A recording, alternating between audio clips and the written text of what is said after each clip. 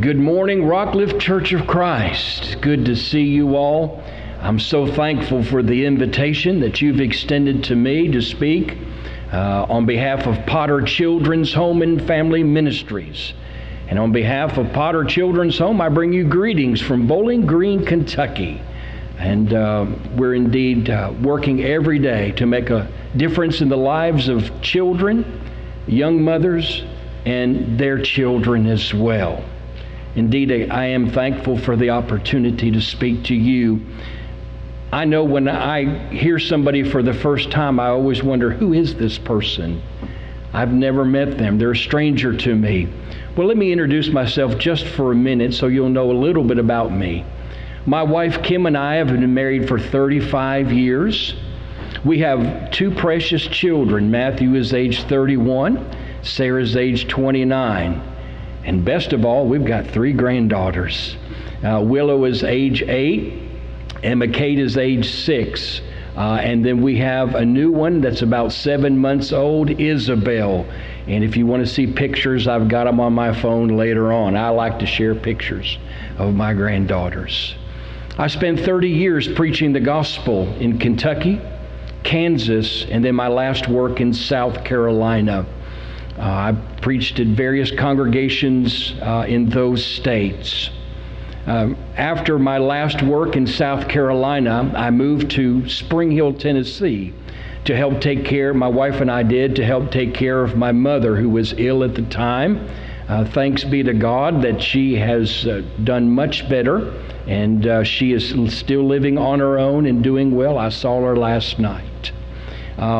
During that period of time, Brother Ralph Brewer from Potter Children's Home called and asked if I would be willing to come work with Potter. I've been friends with Brother Ralph Brewer for some 25 years. He's an outstanding Christian. He and his wife Geneva are a wonderful, dedicated Christian couple. He's an elder at the Alvaton Church of Christ where I attend as well. And I was glad to accept that invitation. So for the last 2.5 years, I've been on the road, and I've been visiting literally hundreds of congregations of the Lord's church, having opportunities to pick up donations for the home, and then occasionally to speak at congregations just like this one. I've got the best job in the world. I love the work that I do, because I know that by doing the work that I'm doing, I can help make a difference in the lives of the children there on campus. But beyond that, I get to travel and meet the best people in all the world, and that's members of the Lord's church. And I've been blessed in my travels. I go through 11 states and do a lot of traveling, and I really, really enjoy it, because I get to meet you all. I've enjoyed meeting some of you today, and I hope I can meet some of you afterwards. To my right is a display. We have giveaways, and I want you to feel free to take all of those things, because the more that you take, the less I have to carry. And so please, there are refrigerator magnets, there are bookmarks, there is our latest newsletter. There are pens and other things up there. Please take those things as a gift from Potter Children's Home. If you have your Bibles, I would encourage you to turn to Exodus, the 22nd chapter. Before I get into the PowerPoint presentation, I want to start with the Word of God, and I can't think of a better place to start and finish than with the Word of God. As we begin together, I want to talk about the nature of the God that we serve. The Bible says our God is the same yesterday, today, and forever. His nature does not change. And we're going to see that revealed in Scripture. We're going to talk about one small aspect of the nature of God, and that's how God feels about the most vulnerable of society. Those citizens that are in the most danger of being harmed because they're not in a position to protect themselves. You could probably guess, before I ever read one scripture, that would be widows and children. And God has a special affinity for children and for widows. And He wants them to be protected. And we see this all the way back in the Old Testament. I know you all are very good Bible students, so when I mention the book of Exodus around Exodus 20, you know that we're talking about the giving of the law. The Israelites were delivered by the hand of God and God's servant Moses from over 400 years of Egyptian slavery. And now they've crossed out into the wilderness. They've camped around Mount Sinai, and Moses receives the law there. And some of this law is revealed, especially about the very theme that we're talking about in Exodus 22. If you look there, beginning in verse 22, God says, "You shall not afflict any widow or fatherless child. If you afflict them in any way, and they cry out at all to me, I will surely hear their cry, and my wrath will become hot. And I'll kill you with the sword, and your wives shall be widows, and your children fatherless." God says, you mistreat the most vulnerable, and I'll make sure that you're punished for it. I'll put you in the very same position that they are. I'll make your wives widows and your children fatherless. I want us to turn forward now approximately 40 years in history. The Israelites, because of their lack of faith, ended up wandering in the wilderness for some 40 years. In Deuteronomy, the 10th chapter, we see in the book of Deuteronomy that the Israelites are about ready now to go into the promised land. And in Deuteronomy chapter 10, verse 17, the law is stressed once again. It says, "For the Lord your God is the God of gods and the Lord of lords, the great God, the mighty and awesome, who shows no partiality nor takes a bribe. He administers justice for the fatherless and the widow, and he loves the stranger, giving him food and clothing. Therefore love the stranger, for you are strangers in the land of Egypt." Once again, God emphasizing that He wanted widows and children, the most vulnerable society, to be protected, not to be harmed, to have others looking out for them. But not only did He want them to be protected, He wanted them to be provided for. Provisions are made for widows and for orphans in Deuteronomy chapter 14 now, in verse number 28. He says, "At the end of every third year you shall bring out the tithe of your produce of that year and store it up within your gates. And the Levite, because he has no portion nor inheritance with you, and the stranger, and the fatherless, and the widow who are within your gates, may come and eat and be satisfied." And here's a promise that God makes, "that the Lord your God may bless you in all the work of your hand which you do." So God gives a commandment to protect the most vulnerable and now to provide for them. He says, if you'll do this, I will bless the work of your hand which you do. I'll bring blessings to your life. We see this also in Deuteronomy chapter 24. More provision is called for in verse 19. "When you reap your harvest in your field and forget a sheaf in the field, you shall not go back to get it. It shall be for the stranger, the fatherless, and the widow, that the Lord your God may bless you in all the work of your hands." There's that promise given again. "When you beat your olive trees, you shall not go over the boughs again. It shall be for the stranger, the fatherless, and the widow. When you gather the grapes of your vineyard, you shall not glean it afterward. It shall be for the stranger, the fatherless, and the widow. And you shall remember that you are a slave in the land of Egypt. Therefore I command you to do this thing."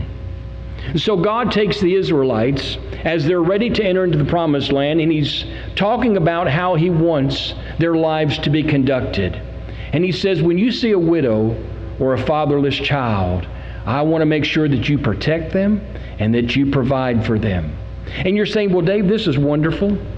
It's good to know the Israelites were commanded to do this. But we're not bound by the old law, and you're exactly right. We are not bound by the law of Moses, the old covenant. That was written to the Israelites in the Israelite nation. We live under the new law, the law of Christ. We have a new testament, a new agreement we live by. That is the law of Christ. But I mentioned as I began that our God is the same yesterday, today, and forever. His nature doesn't change. He still wants for the fatherless and the widow to be protected and provided for. He has not changed. Let's go to the New Testament in James chapter 1 and verse 27. Of all the scriptures speaking about this particular theme, this probably is the most familiar to you. In James 1:27, pure and undefiled religion before God and the Father is this. I mean, religion in its purest expression. He says to visit. That means to look after, provide for, protect, to visit orphans and widows in their trouble, and to keep oneself unspotted from the world. And this is exactly what we're trying to do at Potter Children's Home. We are seeking to fulfill this commandment of James chapter 1 in verse 27, to visit orphans in their time of need. As a matter of fact, the very things that we have discussed are woven into our very mission statement. The mission of Potter Children's Home and Family Ministries is to be a tool in the hands of supporting churches of Christ and individual Christians. That's you all. To deliver God's justice, that's His protection, and mercy, provision, to children and families in need. We want to do what God has commanded His children to do, and we're seeking to fulfill that particular ministry. And I want to let you know we rely solely on the kindness and the generosity of the Lord's church.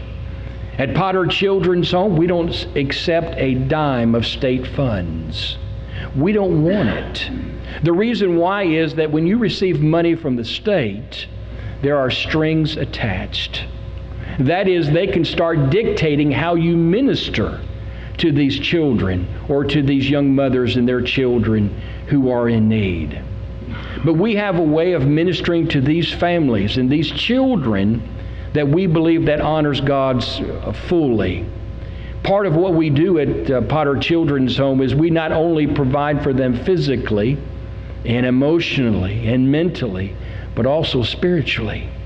We want them to be exposed to the pure gospel of Jesus Christ. We want them to know about Ephesians 4 and there being one body or one church, about being one faith, one baptism, one hope, one Lord, one God, and so on and so forth. If we were to accept state funds, that ministry may be interrupted, and we don't want that. And that's why we rely upon your generosity. And I've come here to thank the Rockcliffe congregation for the generosity that you show us. We appreciate everything that you do. Multiple congregations give to us and provide for our needs so that we can minister in this way. Potter Children's Home began way back in 1914, and it's been in a continuous existence since that time. During that time, we've served the needs of over 7,000 children. And those 7,000 children have left our campus, and they've gone out into the world, into the brotherhood, and they've made lasting impacts in their communities in which they live and in the churches which they attend. Some have gone on to be gospel preachers, preachers' wives, deacons' wives, elders and elders' wives as well. They've impacted the Lord's church throughout the brotherhood for good. 7,000 children. We serve the needs of about 60 to 75 children every year. Sometimes the children are with us for a short period of time, and sometimes the children are with us through an extended period, all the way through their childhood. It just depends upon the needs of that child. One of the great things that we do is we provide Christian counseling. You can imagine being a child 7, 8, 9, 10 years old, living all your life in chaos and confusion, abuse or neglect, and you're pulled from that environment. And you're upset, you're frustrated, you're angry because you know that that's not the way life is supposed to be. You're taken to a place that you've never been, like Potter. And these kids come to our campus sometimes in deep distress. We've got wonderful members of the church, Christian, professionally trained counselors who work with these children. At first, these children don't want to talk to anybody, and they don't want anybody talking to them. They have a wall that's thrown up. It's a defense mechanism. They don't want to be hurt anymore. But little by little, they begin to see that our counselors really care about them. And they start saying to themselves, is there truly somebody in this world who cares about me? And through the counseling and the talking and the sharing, not only with the counselors, but with the house parents, the child begins sometimes for the first time experiencing what true Christian love really is. It's a beautiful thing. And then little by little, that wall drops. And the kids learn that life can be a good thing and a happy thing. And life can be a true blessing for them. And in a matter of time, the kids that come angry and distant become close and involved. It's a beautiful thing to watch. The funds that you give to Potter pays for the counselors to do the work that they do. Our goal at Potter Children's Home is to provide a Christian home-like environment. There's a purpose to what we do. Oftentimes when you think about a children's home, you think about children who are warehoused. They sleep several children to the same bedroom, and they're taken to a cafeteria to eat all their meals. That's not Potter. We have individual cottages or homes on campus. I'll explain that in a moment. Each home has a set of house parents. These house parents are members of the Lord's church, loving Christian couples. They get to model for these kids in the home what a Christian wife and mother is to be, what a Christian father and husband is supposed to look like. They see sometimes for the first time how a real family is supposed to function. And they learn and they take it in. We do that because we know that someday that child's going to leave our presence and establish their own home. What better home to establish than a Christian home? They've seen it modeled before them. They know what it takes. And therefore they can make the effort to establish the right kind of home when they leave. Each of our homes has a family room you see up in the picture, just like you would have in your home. Watch television, play board games, have devotionals. Each child has his or her own bedroom and private space. And then I think the most important one is the kitchen table. Our children don't go to a cafeteria to eat. They eat in meals around the table every night. And they talk about their day, what went right, what went wrong, how to handle things better the next time. And they learn what it is to be a family. It's a wonderful environment. We try to provide a safe place for children and single-parent families to live. Although if you look at that picture with a child buried up to his neck in sand, that may not be the best example of a good picture. I want to let you know that young man was willing, and he enjoyed every moment of it. And he got out and he's just fine. I just want you to know that, although I probably should change that picture there. Our children are referred to us in different ways. Sometimes a congregation will call up and say, hey, we've got a family in crisis. Due to whatever circumstances that arise, the mother and father are no longer a part of the picture. Grandma and grandpa have tried to step in to help raise the children in the family, but they don't have the resources nor the energy to do so. And they'll call Potter and say, can you help? Other times we have public referrals. We have a few social workers in Bowling Green, public officials, that will tell a family, listen, your child is about to go into state custody. Before that happens, why don't you take them privately to Potter to see if they can be a help of to your family? They're a wonderful ministry.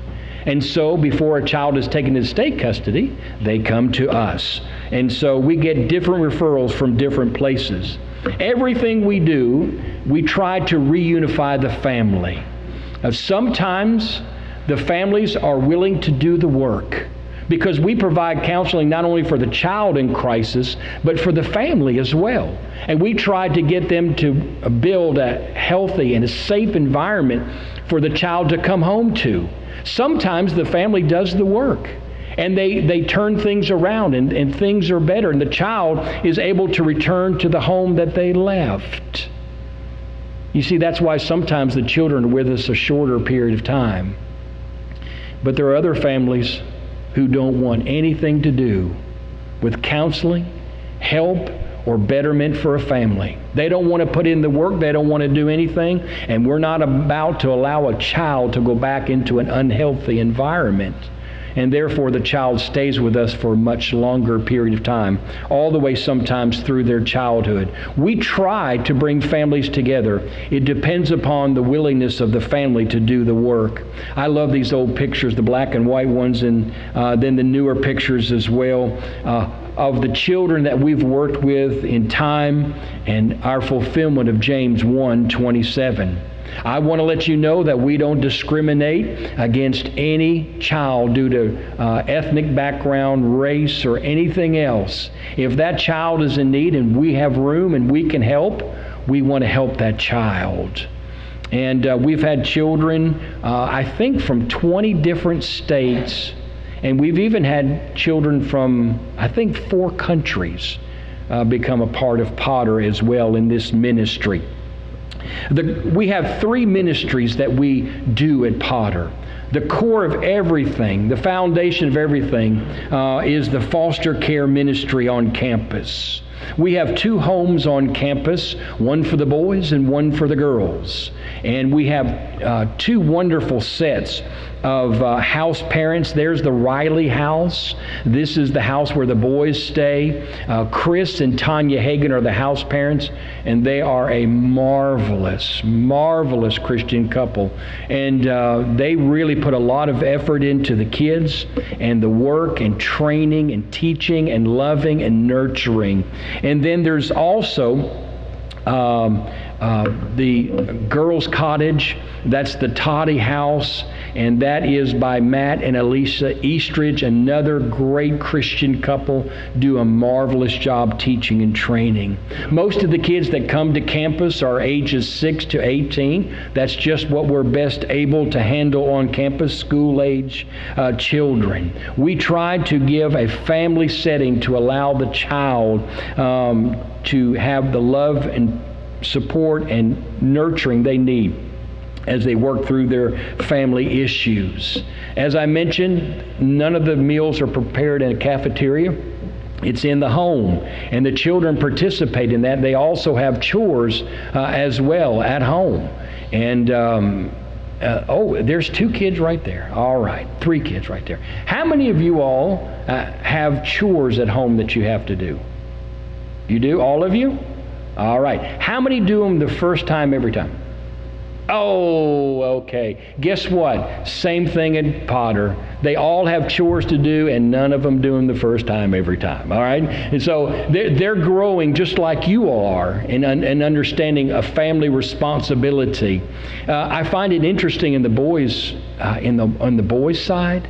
I just found this out. Tanya, who is the mother, says, we do a lot of laundry. She said, but when that child turns age 10 in this house, they learn to do their own laundry. Wow! That's amazing. You think about a 10-year-old learning to sort clothes, wash clothes, dry them, and fold them and put them away. She said these kids need to learn responsibility. And they have other chores that they do as well. And she, of course, she helps them and she assists them along the way. But she says that she and her husband believe that that's the way they did with their daughters. They learn responsibility from a very early age. They have to make their beds every day. They have to vacuum their floors and so on and so forth. I mean, they teach these kids responsibility because that's part of being a family. I think it's wonderful on that. Potter wants each child to experience a good, positive home life. And we've got some wonderful kids on campus, just wonderful kids. I get to see them all the time. Each family has access to a 15-passenger van.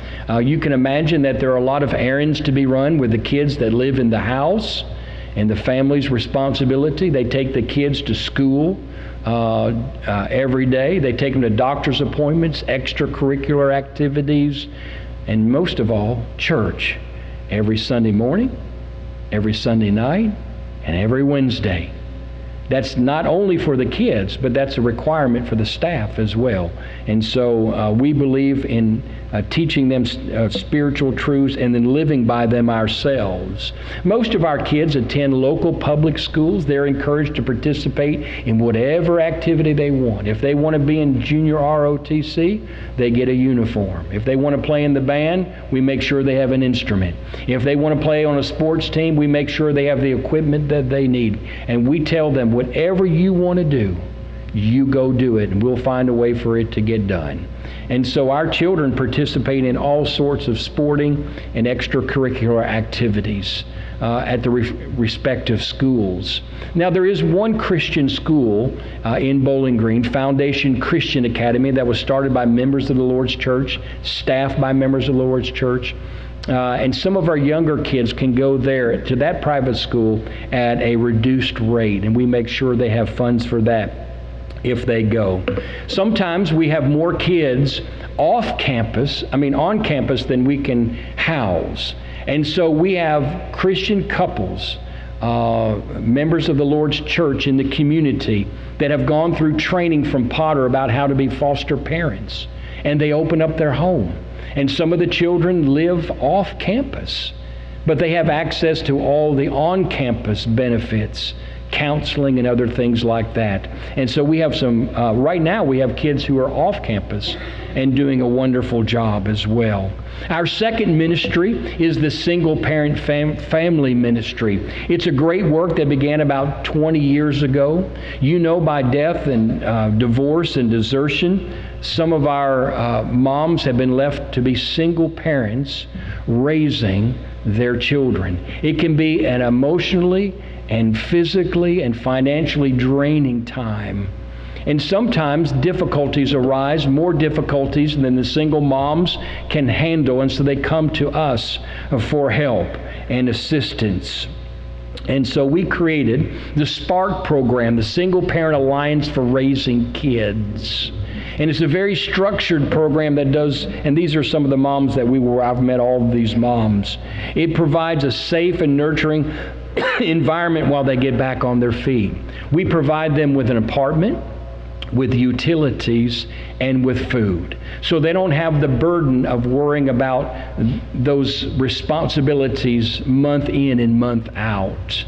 It frees them to do what they need to do to get on their feet. Now, it is, like I said, a very structured program. If a young mother comes to us, they fill out an application, and then they go through a drug screen. If they pass the drug screen and we take the application, they go through an interview process to tell them what the standards are, what the contract is that they sign to come on campus. And if they're accepted, they're drug screened again. We don't want anything illegal coming onto campus that would expose the other children to activities that are not good.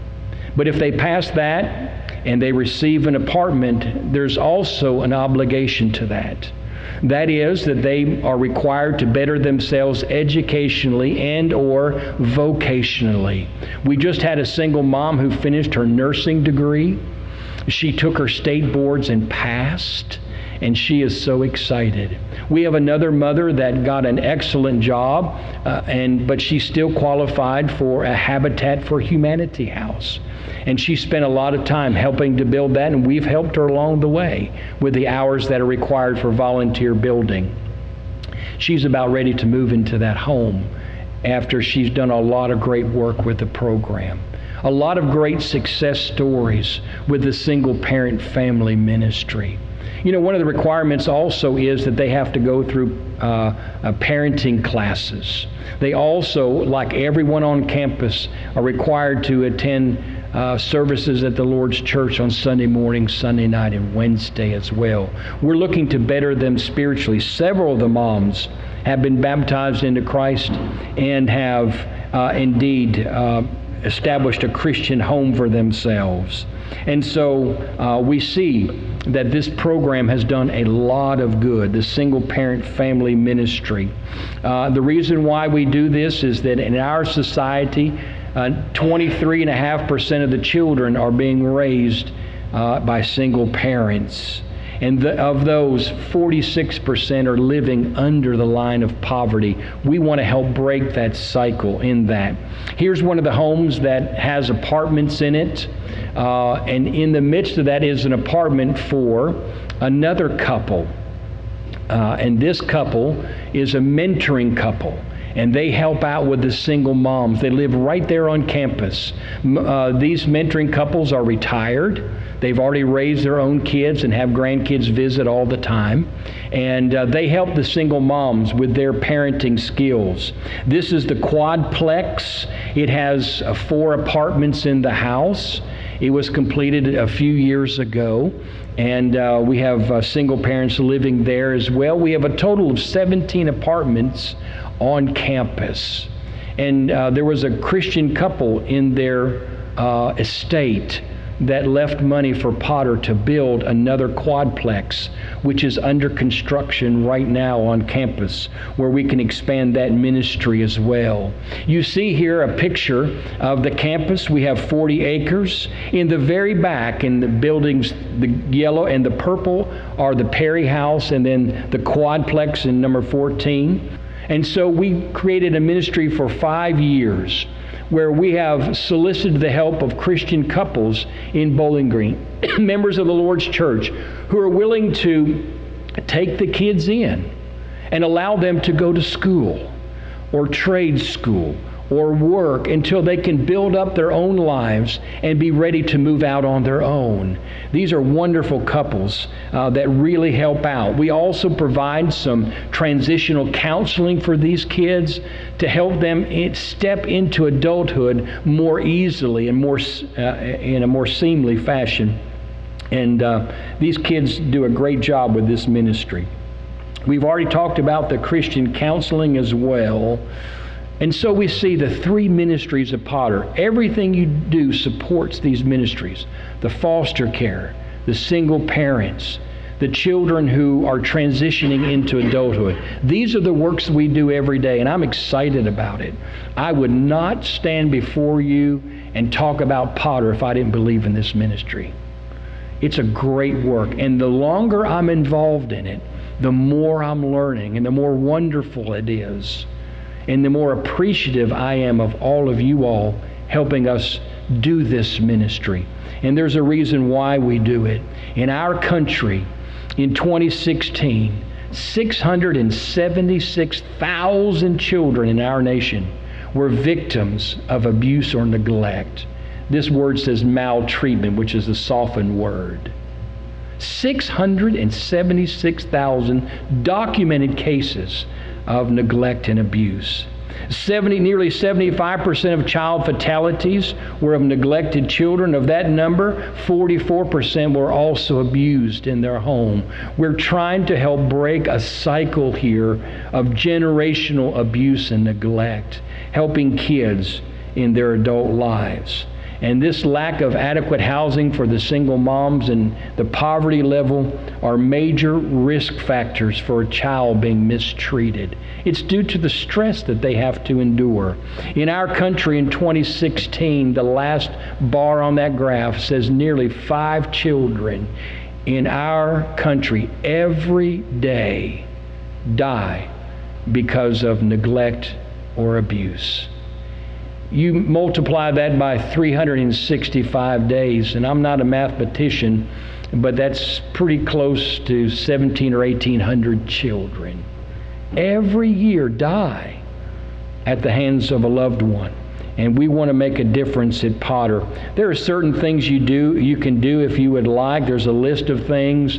You can become a sponsor for a child, a birthday sponsor. You can buy clothes for them. Whatever you want to do, you can do. You can also provide support for the home if you so desire. You can do that by calling the main office, and they would be glad to help you. Look at that handsome picture right there now. All right. Those are the three of us that are on the road. Kevin Blaylock is to your right. He's from L.A., and he came to work. That's Lower Alabama. And he came to work with us a couple of years ago, he and his wife Mariah. As a matter of fact, 2 of the foster children that I've talked to you about, well, 1 foster child, 1 in transitional ministry, live in their home. They believe in this ministry, do a great job. The man in the middle is my boss, my supervisor, Byron Henbest. He's been in child care, he and his wife, for 25 or 30 years. They've been house parents. They've done everything you can do on campus, including the work that we're doing now. And so you can help by the annual commodities drive. That's what you're doing right now. You can help with the change cans. I talked to a dear sister here who said that she does her best to fill it to the top, and we appreciate that. And you think, what can one change can do? A lot. A lot. As a matter of fact, last year, Kevin and I delivered and picked up enough cans for $100,000 toward our budget. I mean, just spare change, throwing it in there. You think, oh, this doesn't do much. You have several brethren doing it, $100,000 toward our budget last year. It goes a very long way. And Kevin and I had to count all of that change by hand. No, just kidding. That's a lie. I shouldn't lie in the Lord's church. No, we have a machine, and we count that. It's a lot of counting to do, and we're very appreciative. All right. Here's one of the young mothers as we close out that was a part of the program. Wonderful mom. She was very successful, got her degree, got a home to live in. Her children, she and her children moved out. Unfortunately, a few years later, she contracted cancer. And by the time that they discovered the cancer, it was too late for treatment. She passed from this life to the next, on to her reward. Her children now are in their 20s, and they are doing well. Members of the Lord's church, well-balanced, good girls, and she attributed all of her good fortune to the work that Potter did, and Byron put this presentation together, and this was done in memory of Christine. She was a wonderful person. Every 3rd Saturday in September, we have our fall festival. We want to invite you to come all day. You get tours of campus. You can see all the works that we do. We have children's activities, bouncy houses. We have quilt shows. We have live auctions. We have silent auctions. We have all sorts of things going on there. We have special rooms that are decorated for the holidays that you can purchase items as well. And it's wonderful. How many of you all know Jim Bill McIntyre or know of him? Wonderful man. He was on our board for a long time and made a great impact in this ministry. I love Jim Bill McIntyre. I knew him from my days when I was the preacher at the Franklin Church of Christ. He's from Simpson County in Kentucky, or he had a farm there, and he and I would go out to lunch together, and I just absorbed everything that he said because he was a wise person. Great man. And he was a part of our board. And these are some of the kids that we work with all of the time. Wonderful, wonderful kids. And they're a blessing. And I just want to say in closing, you all are a blessing to us as well. Thank you. Thank you on behalf of Potter for all that you do. And I hope that you'll continue that work and that ministry with us.